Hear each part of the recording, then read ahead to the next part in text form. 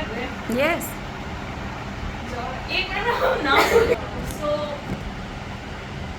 good evening everyone. I'm Fiza from present the case study of Kalyan Jewelers. So it's like the biggest name in the country right now and is the most richest jeweler in our country. So it was we can go back to the time of 1993 when it all started. So it was like his father. What was his name? Kalyan, the founder of Kalyan Jewelers, like Kalyan Raman. So his father also textile based shop. It's like a clothing shop.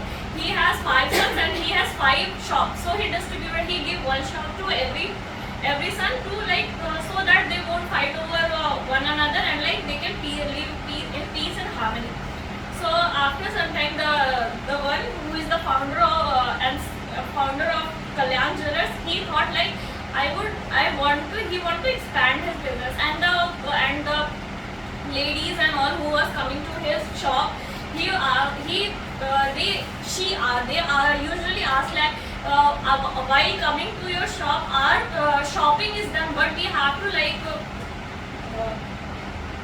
roam around shop and shop for jewelers. So it's like he always wanted to expand his business, but he first thought that if I would expand my textile business, then I don't want to compete with my brothers, or my brother will think that I am trying to be get richer with them or like something. So he thought what's the demand of the customer and what he thought was, so he decided to start investing in the jewelry market. So first of all, the first and basic step to start any business, it's like to do the market research. So he is like a very good businessman. So he started doing market research. He's going town of Kerala. So he started doing his research in the towns nearby Kerala and all.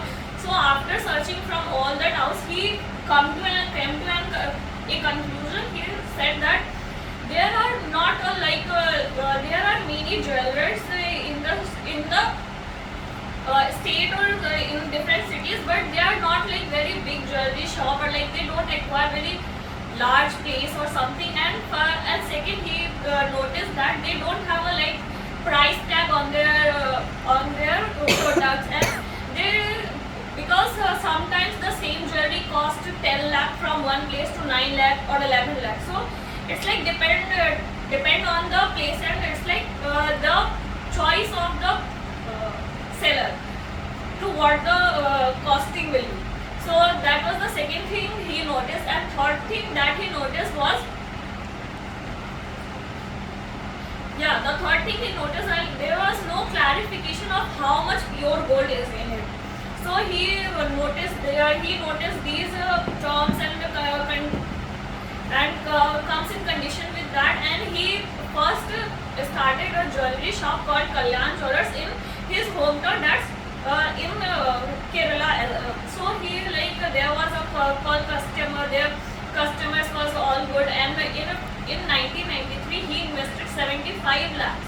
So for his initial investment, so it's like a big amount in 1993, 75 lakhs. So he studied the market very well. He know what the customers want. So it's like it was a good and win-win situation for him, and customers were coming to him as they were in Kalyan Jewelers. They find there are so many different varieties of pieces, and they don't have to wait 10 days or 15 days for their piece to be ready. They can purchase ready-made gold.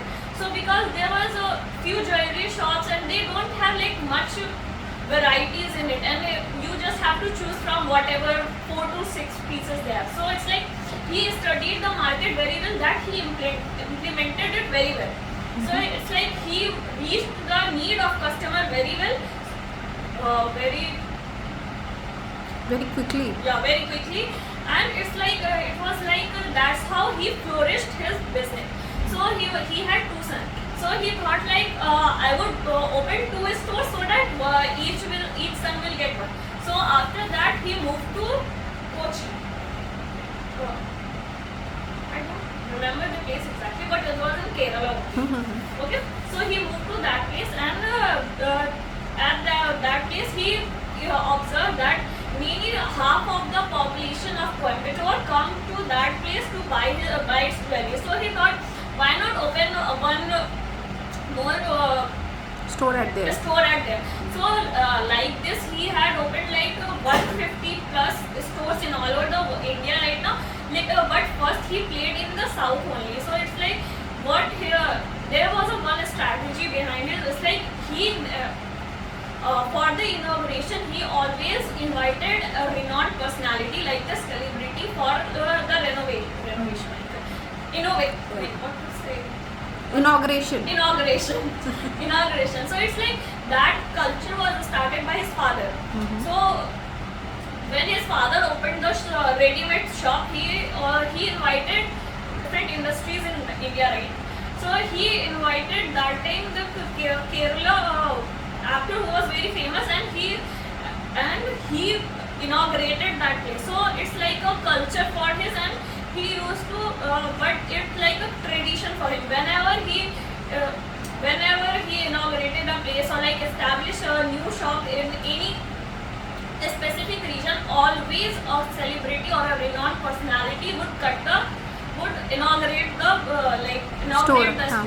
So that was also first strategy that it was a kind of marketing strategy. Yeah, it was kind of marketing, because when a good personality come in your area and he will go to that store, that means he is believing in that, or like he agreed to that, because not only everyone can agree to that. So it's like a marketing plan for that. And even when they started, they keep in mind that they will not be like other jewelers who will be in like 250 square foot. So he established 4,000 square feet store. That was at that time the largest store in India, and that will be like only full air conditioning. So it's like a big thing in the early 20s, late 90s and early 20s. It was a big thing that time. So that's how he played his game very well. And the second thing that he played very well was his management of employee. At that 10,000 employee works in Kalyan Jewellers. So it's like he can't manage all over the country, right, alone. So it's like he was the CEO. He wasn't the CEO. He was the founder and like the boss of all things. And then he had the two son who was the MD. And then the great thing that he has done, according to the experts, he hired a professional CEO like who has the education and all, to be the CEO of Kalyan Jewellers, and that the MD, after the MD there is CEO. So he hired a CEO, and that after that there will like a state manager, state head type, and then in each state head, under each state head there is like a store manager, and that's how he managed his like, because the management of the staff needs to be like very powerful to grow the business. So it's like that. So every time the one thing he also done was like he once a week visited every store by himself, not only just get the report and all. He once in a month visit every store, because he have like many outlets, franchisee outlets till now. Okay. So two things he done was like the great management, employee management, and the inauguration game marketing plan here. And the third thing he planned very well was he doesn't have any like trained employee or something. There was like the one who, whenever there is a new outlet inauguration, the one from the previous store came to that new outlet for like 6 months or 1 year, and they trained the new employee. Then wherever the outlet is like opening, that batch will be continue roaming around the India and like opening and they have like to grow their hands in like even every state in India. So it's like he was a very humble and kind man, and he knows what he is doing. That's how he became. Yeah, I remember. But the third thing he did was like that fully air conditioned and that large area. infrastructure and all was used to please like very people. But you know that infrastructure, that building who is like, which is like a 2-story, 3-story, that doesn't attract like the people who doesn't have like very, who aren't really economically strong. They are afraid to go in that building as well. They aren't like let's go have a look only, because they are very afraid that for going inside in that building. So he was like, he think of that also a problem, and he in every city opened the Kalyan like service center type, where the person who are like economically weak tends to ask for the prices of gold and diamonds, and in that service center, like the lowest price diamond, which was like between 12K to 15K range, was sold, and